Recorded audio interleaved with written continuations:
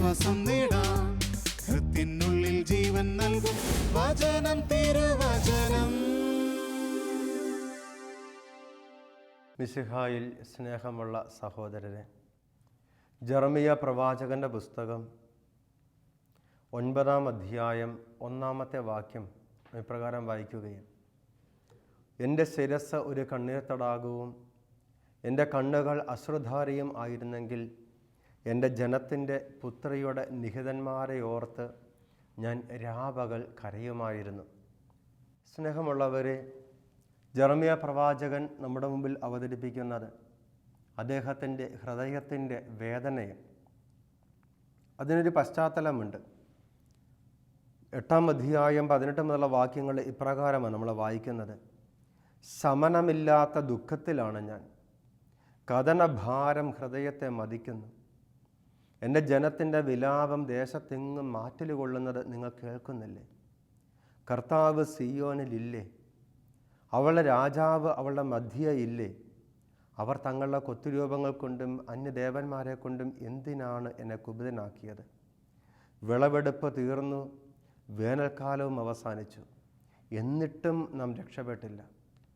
എൻ്റെ ജനത്തിൻ്റെ മുറിവ് എൻ്റെ ഹൃദയത്തെയും വ്രണതമാക്കുന്നു.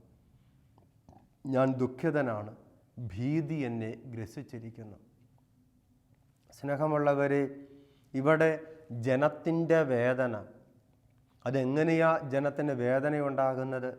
ജനത്തിൻ്റെ പാപം മൂലം ദൈവസാന്നിധ്യ അനുഭവം നഷ്ടപ്പെട്ട്, ദൈവികമായ കൃപകളും അനുഗ്രഹങ്ങളും നഷ്ടപ്പെട്ട്, പാപവഴികളിൽ സ്വയം നഷ്ടമായ ജനത്തിൻ്റെ വേദനയിൽ പങ്കുപറ്റുന്ന പ്രവാചകനെ നാം കണ്ടുമുട്ടുകയാണ്. ജനം കടന്നു പോകുന്ന വൈകാരിക വേദനകളെല്ലാം, ജനം കടന്നു പോകുന്ന ആത്മീയ നൊമ്പരങ്ങളെല്ലാം പ്രവാചകനെയും അപ്പാടെ അസ്വസ്ഥപ്പെടുത്തുകയും ഈ ഒരു വൈകാരിക ഭാവത്തിൻ്റെ അടിസ്ഥാനം എന്താണ് എന്ന് പൗലോസ് അപ്പോസ്തലൻ കൊരിന്ത്യസിലെ സഭയ്ക്ക് എഴുതിയ ലേഖനത്തിൻ്റെ 1-ാമത്തെ ലേഖനത്തിൻ്റെ 12-ാം അധ്യായത്തിൻ്റെ 12 മുതലുള്ള വാക്യങ്ങളിൽ നമുക്ക് പറഞ്ഞു തരുന്നുണ്ട്. ശരീരം ഒന്നാണെങ്കിലും അതിൽ പല അവയവങ്ങളുണ്ട്. അവയവങ്ങൾ പലതെങ്കിലും അവയെല്ലാം ചേർന്ന് ഏക ശരീരമായിരിക്കുന്നു. അതുപോലെ തന്നെയാണ് ഈശോയും. നമ്മളെല്ലാവരും ഒരേ ആത്മാവിൽ ഏക ശരീരമാകാൻ മാമോദീസ സ്വീകരിച്ചു. മാമോദീസ എന്ന കൂദാശയിലൂടെ നാം ഓരോരുത്തരും ഈശോയുടെ ഭൗതിക ശരീരത്തിലെ വിവിധ അവയവങ്ങൾ ആയിരിക്കുകയും, നമുക്കറിയാവുന്ന കാര്യം തന്നെയാണ്. അപ്പോസ്തലൻ തുടർന്ന് പറയുകയും, ഒരു അവയവമല്ല, പലത് ചേർന്നതാ ശരീരം എന്ന് പറയുന്നത്. ഒരു ശരീരം മുഴുവൻ ഒരവയവമല്ല, പിന്നെയോ വിവിധ ധർമ്മങ്ങളുള്ള വിവിധ അവയവങ്ങളുടെ ഏറ്റവും മനോഹരമായ ഒരു സമന്വയമാണ് ശരീരമെന്ന് പറയുന്നത്. അതുകൊണ്ടാണ് ഞാൻ കൈയല്ലാത്തത് കൊണ്ട് ശരീരത്തിൻ്റെ ഭാഗമല്ല എന്ന് കാലിന് പറയാൻ സാധിക്കില്ല. ഞാൻ കണ്ണല്ലാത്തത് കൊണ്ട് ശരീരമല്ല എന്ന് ചെവിക്ക് പറയാൻ സാധിക്കത്തില്ല. ശരീരം ഒരു കണ്ണ് മാത്രമല്ല, ശരീരം ഒരു കൈ മാത്രമല്ല, ശരീരം ഒരു കാല് മാത്രമല്ല, ശരീരം ഒരു ചെവി മാത്രമല്ല. ഇതെല്ലാം ചേർന്ന, എല്ലാ അവയവങ്ങളും ചേർന്നതാണ് ശരീരം. ഇതാരാ ക്രമീകരിച്ചത്? നമുക്കറിയാം. അതും പൗലോസ്ലീഹ പറയുകയാണ്, ദൈവമാകട്ടെ ശരീരം സംവിധാനം ചെയ്തിരിക്കുന്നു. അത് ശരീരത്തിൽ ഭിന്നിപ്പുണ്ടാകാതെ അവയവങ്ങൾ പരസ്പരം തുല്യ ശ്രദ്ധയോടെ വർത്തിക്കേണ്ടതിന്. എന്നിട്ട് അപ്പോസ്തലൻ പറയുക, ഒരു അവയവം വേദന അനുഭവിക്കുമ്പോൾ എല്ലാ അവയവവും വേദനിക്കുന്നു. ഒരു അവയവം പ്രശംസിക്കപ്പെടുമ്പോൾ എല്ലാ അവയവങ്ങളും പ്രശംസിക്കപ്പെടുന്നു.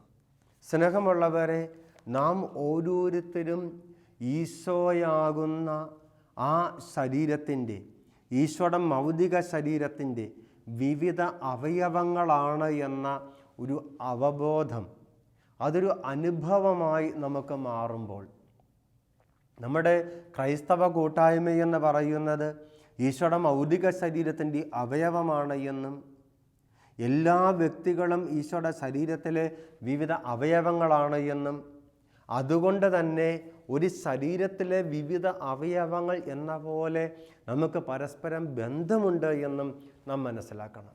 അവിടെയാ മറ്റൊരു വ്യക്തിയുടെ വേദന എൻ്റെ വേദനയായിട്ട് മാറുന്നത്. കാല് ഒരു കല്ലിൽ തട്ടുമ്പോൾ കൈക്ക് നിസ്സംഗമായിട്ട് ഇരിക്കാൻ പറ്റില്ല, അല്ലെങ്കിൽ കണ്ണിന് നിസ്സംഗമായിട്ട് ഇരിക്കാൻ പറ്റില്ല. ശരീരം മുഴുവൻ അവിടെ വേദന അനുഭവിച്ചുകൊണ്ട് ആ വേദനയ്ക്ക് പരിഹാരം തേടുവാൻ വേണ്ടി കടന്നു ചെല്ലും. അതുപോലെ സ്നേഹമുള്ളവരെ, നമ്മുടെ കൂട്ടായ്മയിൽ ഒരു വ്യക്തി പാപത്തിൻ്റെ വഴിയിലേക്ക് ഇടറുന്നുവെന്ന തോന്നലുണ്ടാകുമ്പോൾ കുറ്റം പറയാനോ കുറ്റപ്പെടുത്തിയിരിക്കാനോ നമുക്കാർക്കും സാധിക്കുകയില്ല. അതാ ജെറമ്യ നമുക്ക് പങ്കുവെച്ച് തരുന്ന വൈകാരികത എന്ന് പറയുന്നത്. ഞാൻ അംഗമാകുന്ന സഭാ കൂട്ടായ്മയിലെ ഏതെങ്കിലുമൊക്കെ വ്യക്തികൾ മോശമായ സ്വഭാവ രീതികളിലേക്കോ പാപകരമായ പ്രവണതകളിലേക്കോ പതറിയും ഇടറിയും വീഴുമ്പോൾ എൻ്റെ ഹൃദയത്തിൽ ആ വേദനയുണ്ടാകണം. കാരണം ഈശോയുടെ ശരീരത്തിലെ ഒരു അവയവമാണ് ഇത്തരത്തിൽ വേദനിക്കുന്നത്. ഈശോയുടെ ശരീരത്തിലെ ഒരു അവയവമാണ് ഇത്തരത്തിൽ മുറിച്ച് മാറ്റപ്പെടുന്നത്. പാപം വഴി ഈശോയുടെ ശരീരത്തിൽ നിന്ന് മുറിച്ച് മാറ്റപ്പെടുകയാണ് ചെയ്യുന്നത്. ഓരോ വ്യക്തിയും പാപം ചെയ്യുമ്പോൾ അത് ഈശോയുടെ ശരീരത്തിലുണ്ടാകുന്ന മുറിവ്. ആ മുറിവ് ഈശോയുടെ ശരീരത്തിലെ എല്ലാ അവയവങ്ങൾക്കും വേദനയായി മാറുന്ന ഒരു അനുഭവം. ഈ വേദന ഹൃദയത്തിൻ്റെ വേദനയായി, മനസ്സിൻ്റെ വേദനയായി മാറുമ്പോൾ സ്വാഭാവികമായും അത് നമ്മുടെ ഒരു മനോഭാവമായി മാറും. ഇങ്ങനെയുള്ള ഒരു മനോഭാവം മറ്റ് വ്യക്തികളുടെ പാപകരമായ വീഴ്ചകളെക്കുറിച്ചുള്ള അറിവ്, അല്ലെങ്കിൽ സഭയിൽ, സഭാ സമൂഹങ്ങളിൽ, കൂട്ടായ്മകളിൽ ആരെങ്കിലുമൊക്കെ വിശ്വാസം ഉപേക്ഷിച്ച് പോകുന്നു, വിശ്വാസ ജീവിതത്തിൽ ചഞ്ചലിക്കുന്നു എന്ന അറിവ് നമ്മുടെ ഹൃദയത്തിൽ ഒരു വേദനയായി, ആ വേദന കേവലം മനസ്സിലും ഹൃദയത്തിലും അടങ്ങിയിരിക്കാതെ നമ്മുടെ പെരുമാറ്റങ്ങളിലും നമ്മുടെ പ്രവർത്തനങ്ങളിലും നമ്മുടെ ജീവിത ശൈലികളിലും അത് മാറുന്ന ഒരു അനുഭവം. സ്നേഹമുള്ളവരെ, ഇവിടെ ആത്മാക്കളുടെ രക്ഷയ്ക്ക് വേണ്ടിയുള്ള ത്യാഗത്തോടെയുള്ള വേദനയോടെയുള്ള പ്രാർത്ഥനയ്ക്ക് ഒരു പ്രായോഗിക മാനം കൈവരുന്നത്.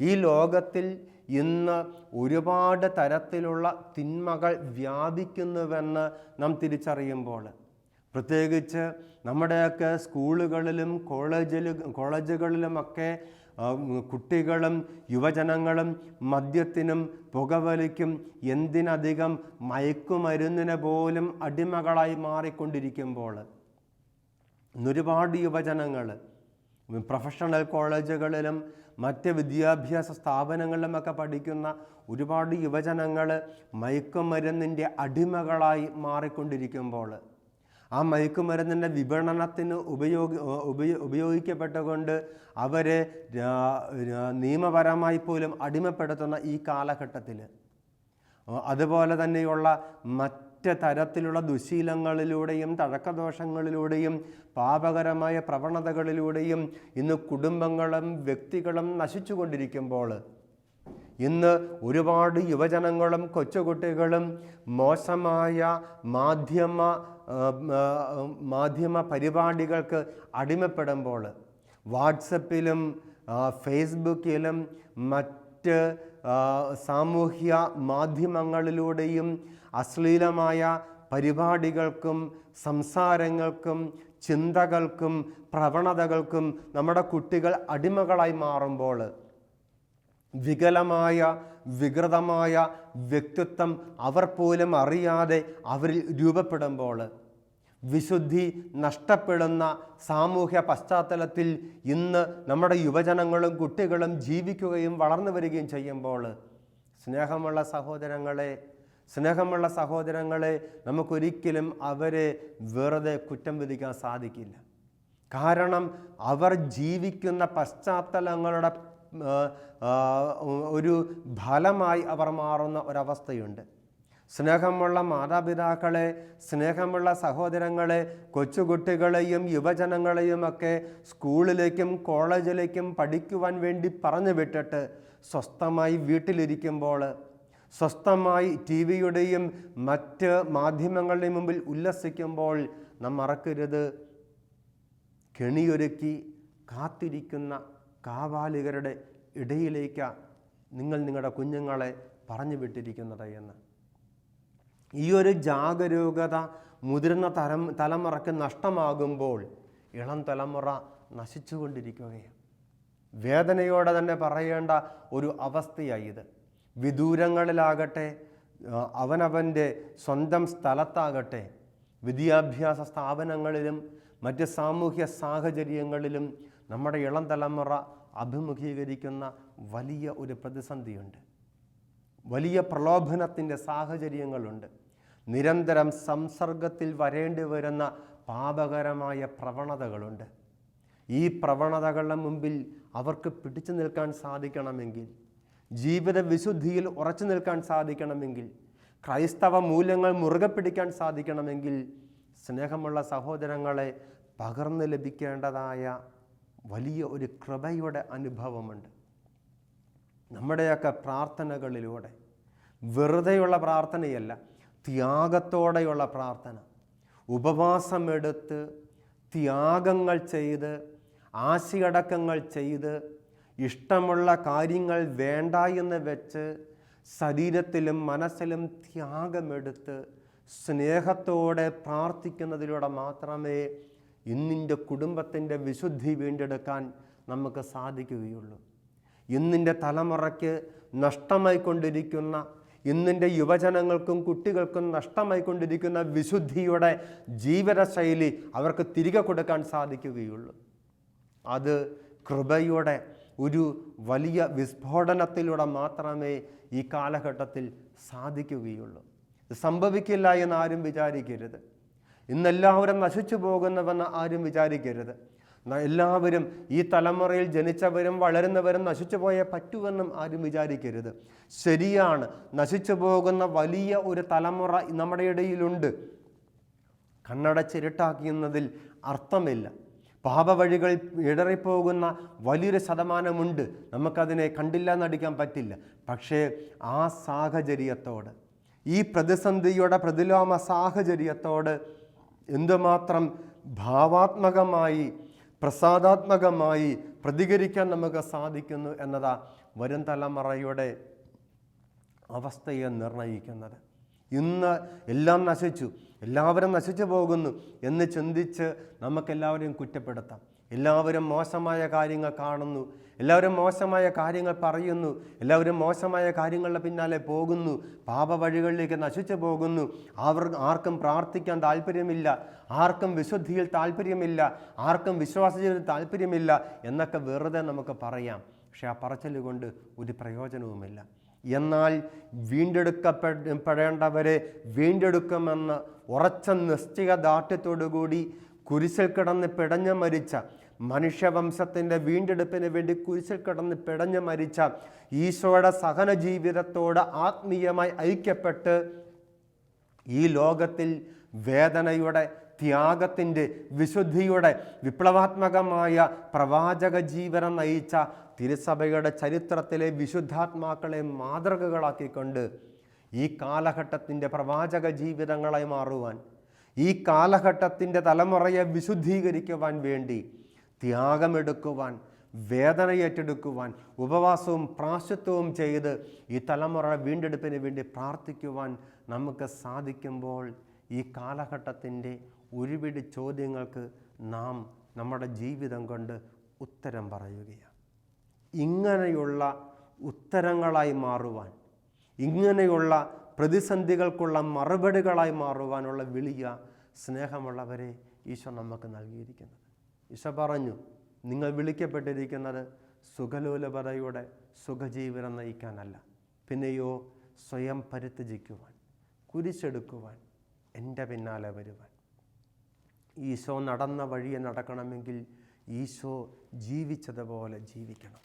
സ്നേഹമുള്ളവരെ, അതുകൊണ്ടാണ് ജെറമിയ പ്രവാചകൻ്റെ പുസ്തകം 15-ാം അധ്യായത്തിൽ ജെറമിയ വീണ്ടും പറയുന്നുണ്ട്. 16 മുതലുള്ള വാക്യങ്ങൾ, 15-ാം അധ്യായം 16 മുതലുള്ള വാക്യങ്ങൾ, അങ്ങയുടെ വചനങ്ങൾ കണ്ടെത്തിയപ്പോൾ ഞാൻ അവ ഭക്ഷിച്ചു, അവ എനിക്ക് ആനന്ദാമൃതമായി, എൻ്റെ ഹൃദയത്തിൻ്റെ സന്തോഷവും. എന്തെന്നാൽ സൈന്യങ്ങളുടെ ദൈവമായ കർത്താവേ, ഞാൻ അങ്ങയുടെ നാമമാണല്ലോ വഹിക്കുന്നത്. എന്നിട്ട് അദ്ദേഹം പറയുക 17-ാമത്തെ വാക്യം, ഉല്ലാസ ജീവനം നയിക്കുന്നവരോട് ഞാൻ സഹവസിക്കുകയോ അവരോടൊത്ത് സന്തോഷിക്കുകയോ ചെയ്തില്ല.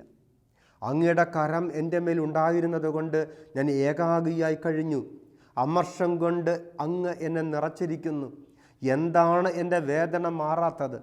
എൻ്റെ മുറിവ് ഉണങ്ങാൻ കൂട്ടാക്കാതെ വിങ്ങുന്നത് എന്തുകൊണ്ട്?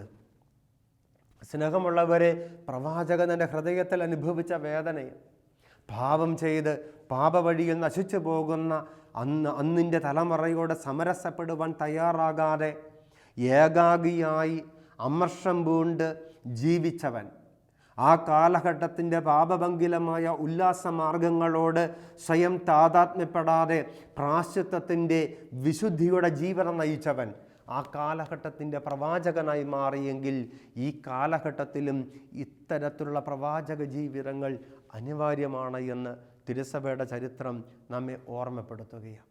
ഈ കാലഘട്ടത്തിൻ്റെ പ്രതിലോമ ശക്തികളോട് സമരസപ്പെടാതെ, പാപത്തിൻ്റേതായ ഉല്ലാസ വഴികളോട് ഐക്യപ്പെടാതെ, ഈ കാലഘട്ടത്തിൻ്റെ വിശുദ്ധിയെ സ്വന്തം ജീവിതം കൊണ്ട് ആർജവത്വത്തോടുകൂടി ജീവിക്കുന്ന വ്യക്തികളായി മാറുവാൻ അതാ വചനം നമ്മെ പഠിപ്പിക്കുന്നത്. അതാ വചനം നമ്മുടെ ജീവിതത്തിലേക്ക് കടന്നു വരുമ്പോൾ നമ്മുടെ ജീവിതത്തിൽ സംഭവിക്കുന്നത്. ദൈവവചനത്തിൽ അധിഷ്ഠിതമായ മൂല്യങ്ങൾ സ്വന്തം ജീവിതത്തിൻ്റെ മൂല്യങ്ങളാക്കി മാറ്റിക്കൊണ്ട്, ത്യാഗത്തിൻ്റെ, വേദനയുടെ, ഈശോ ജീവിച്ച് തീർത്ത, ഈശോ ജീവിച്ച് കാണിച്ചു തന്ന മാർഗത്തിലൂടെ നടക്കുമ്പോൾ നമ്മുടെ സഭയുടെ, തിരുസഭയുടെ ചരിത്രത്തിലെ വിശുദ്ധാത്മാക്കളുടെ എല്ലാം സവിശേഷത അത് തന്നെയായിരുന്നു. അവരെല്ലാം ഈശോയുടെ ജീവിതത്തിലെ ഏതെങ്കിലും ഒരു പുണ്യത്തെ സവിശേഷമായ രീതിയിൽ ജീവിച്ചവരാണ്. അങ്ങനെ ഈശോയുടെ ജീവിതത്തെ അവർ അനുഗമിച്ചപ്പോൾ, ഈശോയുടെ ജീവിതത്തിലെ വിശുദ്ധിയെ പ്രായോഗികമായി അവർ അനുകരിച്ചപ്പോൾ അവരുടെ ജീവിതത്തിൽ വലിയ വിശുദ്ധി കടന്നു വന്നുവെന്ന് മാത്രമല്ല, ഒരുപാട് വ്യക്തികളെ വിശുദ്ധീകരിക്കുന്ന ജീവിതങ്ങളായി മാറുവാൻ അവരെ കൊണ്ട് സാധിച്ചു എന്നുള്ളത്. സ്നേഹമുള്ളവരെ, അത് നമുക്ക് മനസ്സിലാക്കാൻ സാധിക്കും. എപ്പോഴാണ് പൗലോസ് അപ്പോസ്തലൻ കൊളോസ്യസിലെ സഭയ്ക്ക് എഴുതിയ ലേഖനത്തിൻ്റെ 1-ാമത്തെ അധ്യായത്തിൻ്റെ 24-ാമത്തെ വാക്യം, നിങ്ങളെ പ്രതിയുള്ള പീഡകളിൽ ഞാൻ സന്തോഷിക്കുന്നു. കാരണമെന്താ? സഭയാകുന്ന തൻ്റെ ശരീരത്തെ പ്രതി ക്രിസ്തുവിന് സഹിക്കേണ്ടി വന്ന, സഹിച്ചുകൊണ്ടിരിക്കുന്ന, ക്രിസ്തു ഇന്നും സഹിച്ചുകൊണ്ടിരിക്കുന്ന പീഡകളിൽ ഞാൻ എൻ്റെ ശരീരം കൊണ്ട് പങ്കുപറ്റുന്നു. ഇത് അപ്പസ്തോലൻ്റെ ഒരു തിരിച്ചറിവ്. എൻ്റെ ജീവിതത്തിൽ ഞാൻ അനുഭവിക്കുന്നതും ഞാൻ ഏറ്റെടുക്കുന്നതുമായ ഓരോ വേദനയും അത് ഈശോ തൻ്റെ ശരീരമാകുന്ന സഭയ്ക്ക് വേണ്ടി, തൻ്റെ ശരീരമാകുന്ന സഭയിൽ ഇന്നും സഹിച്ചുകൊണ്ടിരിക്കുന്ന വേദനയിലുള്ള പങ്കുപറ്റലാണ്. സ്നേഹമുള്ളവർ, ഈശോയോട് ഐക്യപ്പെട്ടുകൊണ്ട് ആരെല്ലാം എന്തെങ്കിലും ഒരു വേദന സഹിക്കുന്നുണ്ടെങ്കിൽ ആ വേദനയെല്ലാം ഈശോയുടെ സഹനത്തിലുള്ള പങ്കുപറ്റലാണ്. അങ്ങനെ ഈശോയുടെ സഹനത്തിലുള്ള പങ്കുപറ്റലായി എൻ്റെ ജീവിതം ഞാൻ മാറ്റുമ്പോൾ എങ്ങനെ അത് സാധിക്കും? സഭയ്ക്ക് വേണ്ടി വേദനകൾ ഏറ്റെടുത്തുകൊണ്ട്, സഭയിലെ ഓരോ വ്യക്തികളെയും, അല്ലെങ്കിൽ ഈശോ തൻ്റെ രക്തം ചിന്തി വേണ്ടിയെടുത്ത ഓരോ വ്യക്തിയുടെയും വിശുദ്ധിയിലുള്ള നിലനിൽപ്പിന് വേണ്ടി ഞാൻ വേദനകളും ത്യാഗങ്ങളും സഹനങ്ങളും ഏറ്റെടുക്കുമ്പോൾ ഞാൻ ഈശോയുടെ വേദനയിൽ പങ്കുപറ്റുകയാണ്. അതിനെ ഓർത്ത് സന്തോഷിക്കുവാൻ സാധിക്കുന്ന ഒരു സ്ലീഹായെ നാം കാണുകയും, നിങ്ങളെ പ്രതിയുള്ള പീഡകളിൽ ഞാൻ സന്തോഷിക്കുന്നു. നിങ്ങളെ പ്രതി, അല്ലെങ്കിൽ വിശ്വാസികളെ പ്രതി, മനുഷ്യ മക്കളെ പ്രതി ഞാൻ ഏറ്റെടുക്കുന്ന ഓരോ സഹനങ്ങളും എനിക്ക് സന്തോഷം നൽകുന്നു. അതൊന്നും എനിക്ക് നഷ്ടമല്ല എന്ന് അദ്ദേഹം തിരിച്ചറിയുകയും, എന്നിട്ട് അദ്ദേഹം പറയുകയും എന്താ പറയുന്നത്? നിങ്ങളെ പ്രതിയുള്ള പീഡകളിൽ ഞാൻ സന്തോഷിക്കുന്നു. സഭയാകുന്ന തൻ്റെ ശരീരത്തെ പ്രതി ഈശോയ്ക്ക് സഹിക്കേണ്ടി വന്ന പീഡകളുടെ കുറവ് എൻ്റെ ശരീരത്തിൽ ഞാൻ നികത്തുന്നുവെന്ന POC വേർഷനിൽ നാം വായിക്കുന്നത്. വാസ്തവത്തിൽ സഭയാകുന്ന തൻ്റെ ശരീരത്തിന് വേണ്ടി തൻ്റെ ശരീരത്തിൽ ഈശോ സഹിച്ചുകൊണ്ടിരിക്കുന്ന ഇന്നും അവസാനിക്കാത്ത സഹനത്തിൽ, ഇനിയും പൂർണ്ണമാകാത്ത സഹനത്തിൽ താൻ പങ്കുപറ്റുന്നു, തൻ്റെ ശരീരം കൊണ്ട് പങ്കുപറ്റുന്നുവെന്ന് അപ്പോസ്തലൻ പറയുന്നു. പറയുക, നിങ്ങൾക്ക് വേണ്ടി ദൈവം എന്നെ ഭരമേൽപ്പിച്ച ദൗത്യം വഴി ഞാൻ സഭയിലെ ശുശ്രൂഷകനായി. ദൈവവചനം പൂർണ്ണമായി വെളിപ്പെടുത്തുക എന്നതായിരുന്നു ആ ദൗത്യം. പറയുക, യുഗങ്ങളുടെയും തലമുറകളുടെയും ആരംഭം മുതൽ മറച്ചു വെക്കപ്പെട്ടിരുന്ന ഈ രഹസ്യം ഇപ്പോൾ അവിടുന്ന് തൻ്റെ വിശുദ്ധർക്ക് വെളിപ്പെടുത്തിയിരിക്കുന്നു. ഈ രഹസ്യത്തിൻ്റെ മഹത്വം വിജാതിയരുടെ ഇടയിൽ എത്ര ശ്രേഷ്ഠമാണ് എന്ന് വിശുദ്ധർക്ക് വ്യക്തമാക്കി കൊടുക്കുവാൻ അവിടുന്ന് തീരുമാനിച്ചു. ഈ രഹസ്യമാകട്ടെ മഹത്വത്തെക്കുറിച്ചുള്ള പ്രത്യാശയായ ഈശോ നിങ്ങളിൽ ഉണ്ട് എന്നത് തന്നെ. അവനെയാണ് ഞങ്ങൾ പ്രഖ്യാപിക്കുന്നത്. പറയുക, എല്ലാ മനുഷ്യരെയും ഈശോയിൽ പക്വത പ്രാപിച്ചവരാക്കുവാൻ വേണ്ടി ഞങ്ങൾ എല്ലാവർക്കും മുന്നറിയിപ്പ് നൽകുകയും എല്ലാവരെയും സർവ്വവിജ്ഞാനവും പഠിപ്പിക്കുകയും ചെയ്യുന്നു. ഈ ലക്ഷ്യം പ്രാപിക്കുന്നതിന് വേണ്ടി അത്രേ അവൻ എന്നിൽ ഉണർത്തുന്ന ശക്തി കൊണ്ട് ഞാൻ കഠിനമായി അധ്വാനിക്കുന്നത്. സ്നേഹമുള്ളവരെ, ഈശോയെ പ്രതി, ഈശോയുടെ മൗതിക ശരീരമായ സഭയെ പ്രതി, ഈശോയ്ക്ക് സഹിക്കേണ്ടി വന്ന വേദനകളിൽ ഞാൻ പങ്കുപറ്റിക്കൊണ്ട് എൻ്റെ ശരീരത്തിൽ ആത്മാക്കളുടെ രക്ഷയ്ക്ക് വേണ്ടി, വ്യക്തികളുടെ വിശുദ്ധിക്ക് വേണ്ടി ഞാൻ വേദനകളും സഹനങ്ങളും ഏറ്റെടുത്ത് പ്രാർത്ഥിക്കുമ്പോൾ ഈശോയുടെ ശക്തി എന്നിൽ പ്രവർത്തിക്കുകയാണ്. കുരിശുമരണത്തിലെ ശക്തി എന്നിൽ പ്രവർത്തിക്കുകയാണ്. അവൻ എന്നിൽ ഈ കുരിശുമരണത്തിലെ ശക്തി ഉണർത്തുകയും ആ ശക്തി ഉപയോഗിച്ച് ആത്മാക്കളുടെ രക്ഷയ്ക്ക് വേണ്ടി ആത്മാർപ്പണം ചെയ്യാൻ എനിക്ക് പ്രാപ്തി ഉണ്ടാവുകയും ചെയ്യുന്നു. അങ്ങനെ ഞാൻ എല്ലാവർക്കും മുന്നറിയിപ്പ് നൽകും. എല്ലാവരെയും ക്രിസ്തുവിൽ പക്വത പ്രാപിച്ചവരാക്കുവാൻ വേണ്ടി ഞാൻ മുന്നറിയിപ്പ് നൽകും. എൻ്റെ ജീവിതം കൊണ്ട് നൽകുന്ന ഒരു മുന്നറിയിപ്പ്, എൻ്റെ ജീവിതം കൊണ്ട് ഞാൻ മറ്റുള്ളവരെ വളർത്തുന്ന, പക്വതയിലേക്ക് നയിക്കുന്ന വ്യക്തിയായി മാറുന്ന അനുഭവം. ഈശോയുടെ കുരിശുമരണത്തിലെ ശക്തി ത്യാഗനിർഭരമായ ഒരു പ്രാശ്ചിത്ത ജീവിതത്തിലൂടെ ഞാൻ സ്വന്തമാക്കിക്കൊണ്ട് ദൈവരാജ്യ വളർച്ചയ്ക്ക് വേണ്ടി, ആത്മാക്കളെ രക്ഷയ്ക്ക് വേണ്ടി ഞാൻ ആത്മാർപ്പണം ചെയ്യുകയാണ്. ഈ ഒരു വലിയ കൃപയിലൂടെ നാം നമ്മെ തന്നെയല്ല നേടുന്നത്, നാം നമ്മുടെ ജീവൻ മാത്രമല്ല നേടുന്നത്, നാം നമ്മെ തന്നെ നഷ്ടപ്പെടുത്തുവാൻ തയ്യാറാകുമ്പോൾ ഈശോയെപ്പോലെ ഈശോയോട് ചേർന്ന് എൻ്റെ ഇഷ്ടങ്ങളും ആഗ്രഹങ്ങളും സുഖങ്ങളും സന്തോഷങ്ങളും നഷ്ടമാക്കുമ്പോൾ ഞാൻ എന്നെ മാത്രമല്ല നേടുന്നത്, പിന്നെയോ ഒരു തലമുറയെ ഈശോയ്ക്ക് വേണ്ടി നേടുന്ന, വിശുദ്ധിയിലേക്ക് നയിക്കുന്ന വ്യക്തികളായി നാം മാറുകയും ഈ തലമുറയുടെ പ്രവാചക ജീവിതങ്ങളായി നാം മാറുകയും. ഇതിനു വേണ്ട കൃപയ്ക്ക് വേണ്ടി ഈശോയോട് നമുക്ക് പ്രാർത്ഥിക്കാം. ദൈവം നമ്മെ അനുഗ്രഹിക്കട്ടെ. ആമേൻ.